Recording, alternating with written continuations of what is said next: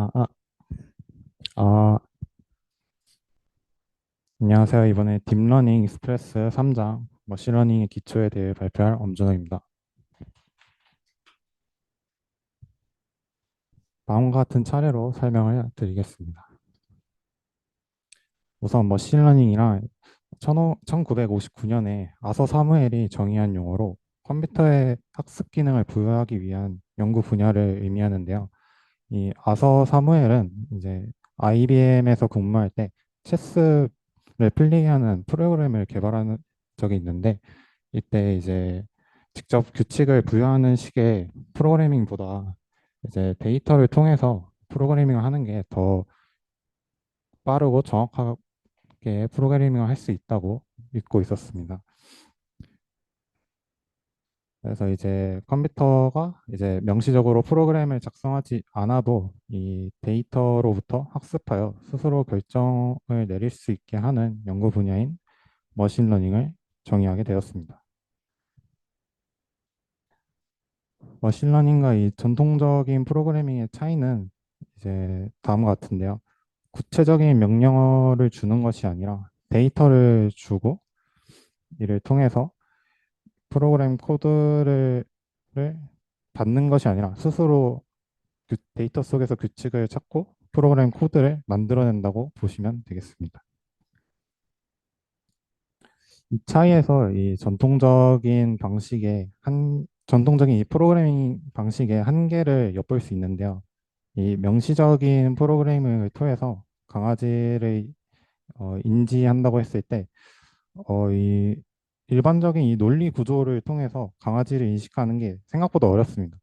저희는 이제 그냥 강아지 사진을 봤을 때, 얘가 강아지다, 강아지가 아니다, 이렇게 구분할 수 있지만, 이 논리 구조를 통한 컴퓨터에게는 조금 힘든 일이 됩니다.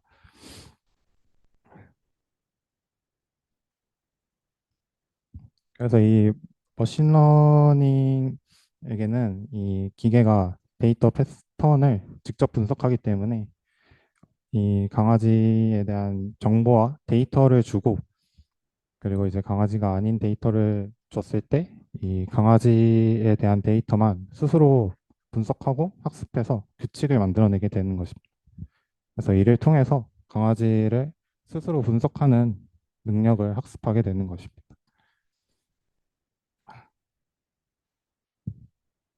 이 인공지능 머신러닝 그리고 딥러닝에 대한 내용을 한번 설명드리자면 이 인공지능은 1950년대부터 시작된 이 인간의 지능을 모방하는 컴퓨터 기술을 지칭하는 이야기인데요.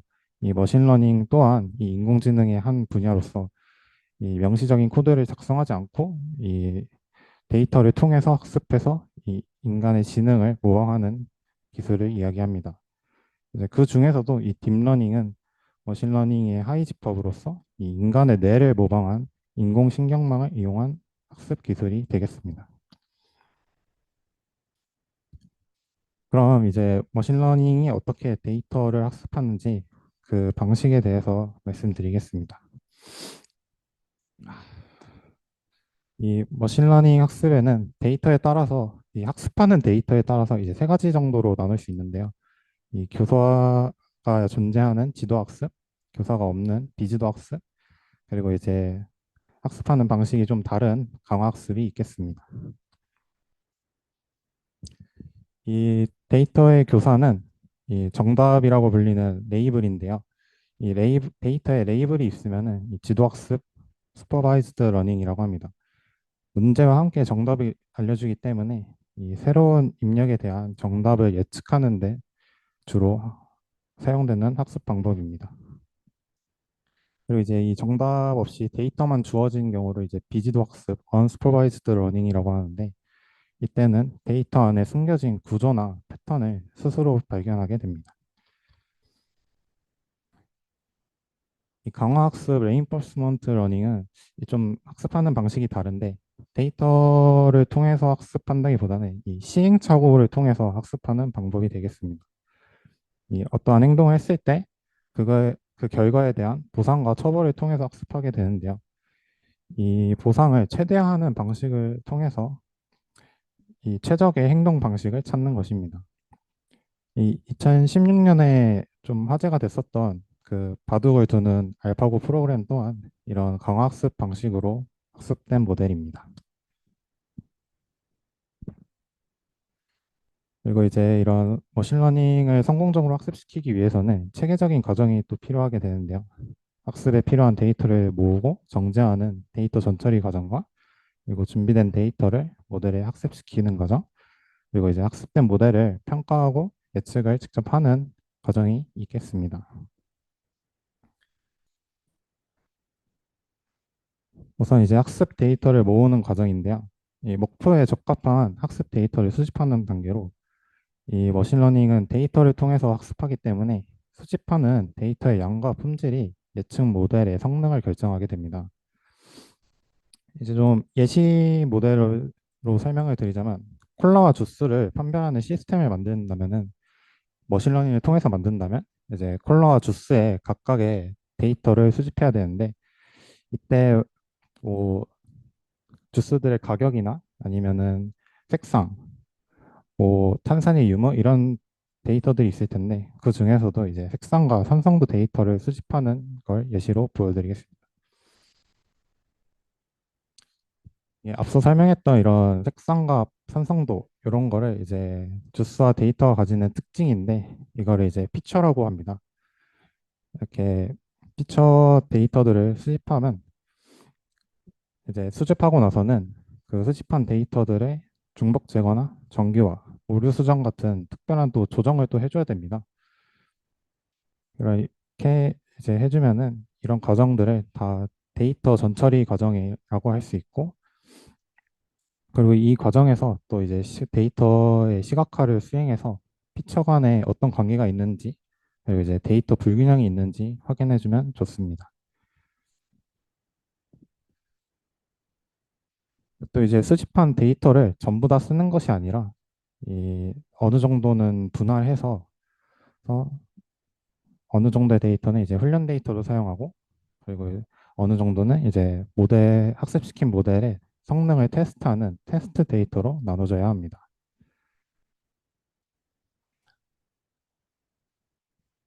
이렇게 이제 학습시킬 데이터와 테스트할 데이터를 나눴으면은 모델을 선택해야 되는데요. 이미 이제 수많은 연구자들과 수많은 시간이 흘러서 많은 머신러닝 모델들이 있습니다. 이 목적과 데이터에 맞는 모델을 잘 선택해야지 좋은 모델을 만들 수 있고요.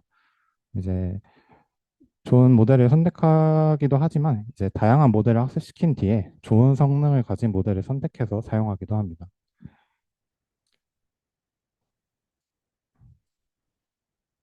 이제 머신러닝이 학습하는 과정에 대해서 좀 설명드리자면 이제 수집한 데이터들을 무작위 순서로 학습시킵니다. 이게 데이터를 이제 학습시키는 순서도 이 모델에게 영향이 있기 때문에 무작위 순서로 학습시켜주고요. 그리고 이제 모델이 학습을 통해서 점진적으로 개선되어 나갑니다. 이제 이 아까 얘기했던 주스랑 콜라를 분리한 분류하는 이제 선형 모델을 좀 설명드리자면 이 직선은 보통 이제 y는 mx 플러스 b의 이런 식으로 나타내는데 이제 저희가 변화시킬 수 있는 거는 기울기와 이 y 절편인데 이때 기울기와 y 절편을 머신러닝에서는 각각 가중치 그리고 편향이라고 합니다. 영어로는 웨이트랑 바이어스가 되겠습니다. 이 학습이 데이터 하나하나 이제 한 스텝씩 진행될 때마다 결과값과 예측값을 비교해서 웨이트와 바이어스를 업데이트합니다. 이 과정이 계속 반복되게 되면은 점점 이상적인 직선을 정하게 됩니다. 분류의 경우에는 위의 그림과 같이 이제 X와 O를 잘 분리하는 직선을 찾아가게 되고요. 뭐 이제 회귀에 대한 문제를 해결하는 모델이라면 데이터들을 최대한 많이 설명할 수 있는 베스트한 이 핏을 찾아가게 됩니다. 이렇게 학습시킨 모델은 평가를 통해서 어느 정도의 성능을 가지고 있는지 확인해야 합니다. 이전에 분할했던 테스트 데이터가 이때 사용되게 되고요. 이를 통해서 이제 모델이 아직 학습하지 못했던 데이터에 대해서 어떻게 반응하는지를 확인하게 되는 겁니다. 이 마지막 예측 단계는 저희가 만든 이 모델을 직접 실행해 보기도 하고, 그리고 이제 어떠한 결과를 내보내는지 확인하는 과정이 되겠습니다. 네, 이제 이거를 붙고 분류 예시로 한번 보여드리겠습니다. 이제 데이터를 이 머신러닝을 학습할 때 이 데이터를 직접 모으고 전처리하는 거는 이 시간이랑 노력이 굉장히 많이 들어가기 때문에 이렇게 학습에 사용할 수 있는 데이터 세트가 이미 많이 존재합니다. 그래서 저희는 이번에 scikit-learn 라이브러리에 있는 데이터들을 사용해서 학습하는 과정을 보여드리겠습니다. 이제 scikit-learn에서 이 북꽃 데이터들을 불러오면은 이제 딕셔너리 형태로 이렇게 저장이 되는데, 이 딕셔너리 형태인 이유는 이제 데이터, 피처 데이터들이 있고 그거에 대한 이제 라벨링이 되어 있기 때문에 이 딕셔너리 형태로 저장되어 있습니다. 이 북꽃 데이터들은 이 꽃받침과 꽃잎의 길이와 넓이 데이터로 되어 있고, 요 맨 오른쪽에 있는 데이터들이 이 북꽃의 종류가 되겠습니다. 라벨이 되겠죠. 이제 받아들인 데이터들을 80대 20 비율로 훈련 데이터와 테스터 데이터로 이제 분할하는 코드입니다. 그래서 이제 마지막에 나온 트레이닝 데이터와 테스트 데이터들을 보면은 120개 그리고 30개 이렇게 나와 있는 것을 볼 수 있습니다. 그럼 이제 모델을 선택하는 과정이 있는데요. 이제 이번에 사용한 모델은 KNN 알고리즘이라고 이 입력된 데이터를 아니 그 가상 공간에다가 이렇게 그리게 됩니다. 그래서 이제 입력된 데이터가 가장 가까운 거리에 있는 이웃을 통해서 이 데이터가 어떤 클래스인지, 어떤 라벨을 갖게 되는지 예측하는 모델입니다. 그래서 이제 K가 이 얼마나 가까운 애들을 선택하는지 결정하는 이 하이퍼 파라미터가 되겠습니다. 그래서 K가 3이면은 가장 가까운 거리에 있는 3개의 이웃을 통해서 클래스를 정하고, 뭐 K가 5라면 가장 가까이 있는 5개의 이웃을 통해서 클래스를 결정하는 거라고 보시면 되겠습니다. 그래서 학습과 평가하는 코드는 다음과 같고요. 저희가 데이터가 그렇게 많지 않기 때문에 학습하는 이 시간도 굉장히 금방 학습이 끝나고, 이 평가하는 거는 이제 정확도를 통해서 평가하였는데 약 97% 정도의 정확도를 가진 것을 보여주고 있습니다. 이제 테스트 데이터나 학습 데이터에 없는 새로운 데이터를 넣어 보면은 이제 여기 X뉴에 보시면은 3, 4, 5, 2 그리고 5, 4, 2, 2를 데이터로 넣었을 때 이제 밑에 벌시 컬러 그리고 세터사 이렇게 종류를 나눠주는 것을 볼 수 있습니다. 그리고 이제 필기체 숫자를 분류하는 예시도 있었는데요. 이 엠니스트에서 이 필기체 숫자 이미지를 배포하고 있습니다. 여기는 이제 거의 30 곱하기 30 정도의 이미지인데 이 사이클런을 통해서 간략한 버전을 불러올 수 있습니다. 이렇게 코드를 통해서 불러오게 되면은 여기 있는 이미지들은 8 곱하기 8의 이 필기체 숫자 이미지를 불러오게 됩니다. 근데 이제 8 곱하기 8의 이미지는 저희 1차원이 아닌 2차원 데이터로 이 머신러닝에 읽게 하기에는 조금 안 맞기 때문에 이 2차원 데이터를 1차원 데이터로 바꿔주는 데이터 정제 과정이 추가로 들어가게 됐고요. 그래서 이 8 곱하기 8 샘플을 한 줄로 이 64비트의 이 샘플로 바꿔주었습니다. 그리고 이제 변환된 데이터들을 훈련 데이터와 테스트 데이터로 또 나눠주고요. 이제 모델도 동일하게 KNN 알고리즘에 학습시켜 주었습니다. 그렇게 이제 테스트 데이터로 예측을 해보면은 이제 Y 프리딕션 함수에다가 이제 예측된 데이터를 넣어주고 이제 그것을 통해서 정확도를 계산하는 코드입니다. 여기서는 이제 약 95%의 정확도를 보여주고 있습니다.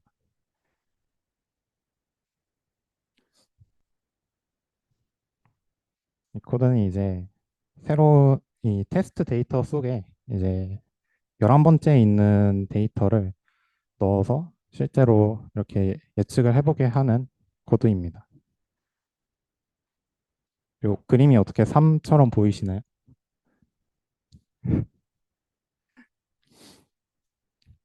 그래서 이제 머신러닝을 학습시켜보는 과정을 해봤고요.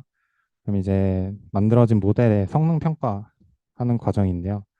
이 머신러닝의 시스템의 성능 특정은 이 어떤 알고리즘을 선택할지 결정하기 위한 굉장히 중요한 단계입니다. 그래서 이제 저희가 아까 봤던 데는 다 정확도를 사용하고 있었고, 이제 가장 많이 사용되는 측정 방법이기도 합니다. 이 정확도는 전체 샘플 중에서 올바르게 분류한 샘플 수를 통해서 결정하게 되고요. 이제 이 외에도 매우 다양한 측정 방법이 있습니다. 저희는 이제 그 중에서도 혼동 행렬에 대해서 좀 설명드릴 건데요.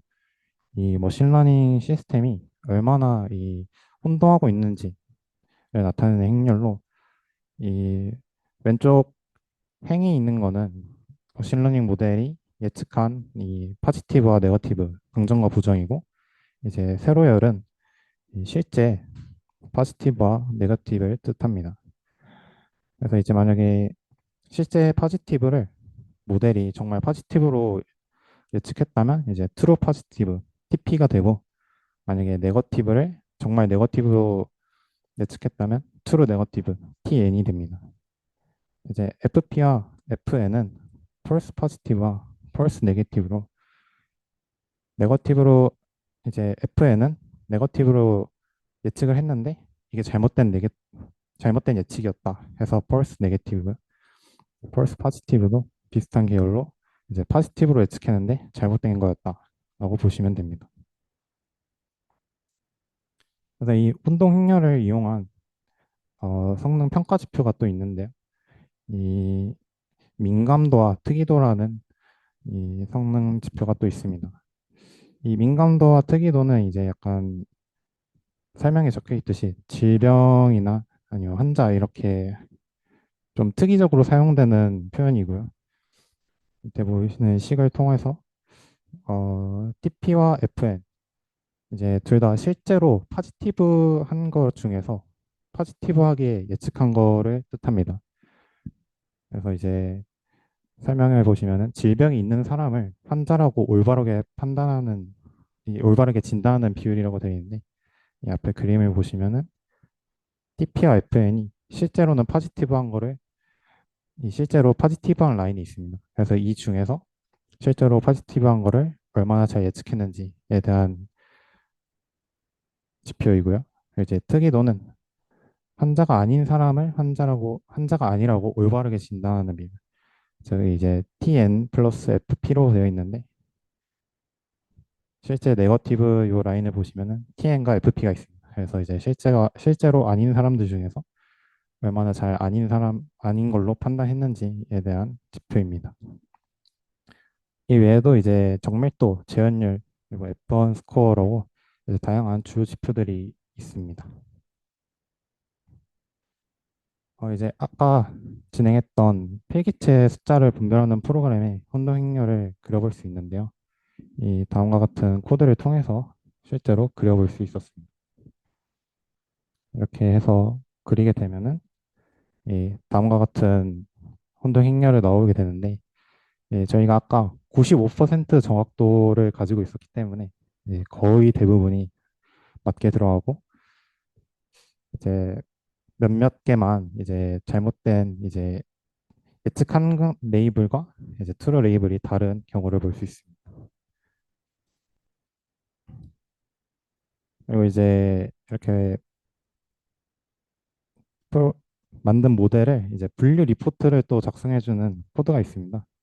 이, 이 코드를 통해서 프리시전, 리콜, F1 스코어를 볼 수 있는데 프리시전이 이제 정밀도, 리콜이 이제 재현율, 그리고 F1 스코어는 F1 스코어로 볼 수 있습니다. 이 프리시전이랑 리콜에 대해서 또 설명을 드려야 될 것 같은데, 이제 재현율은 정밀도는 이제 파지티브라고 예측했던 것들 중에서 실제로 파지티브 했던 애들을 뜻합니다.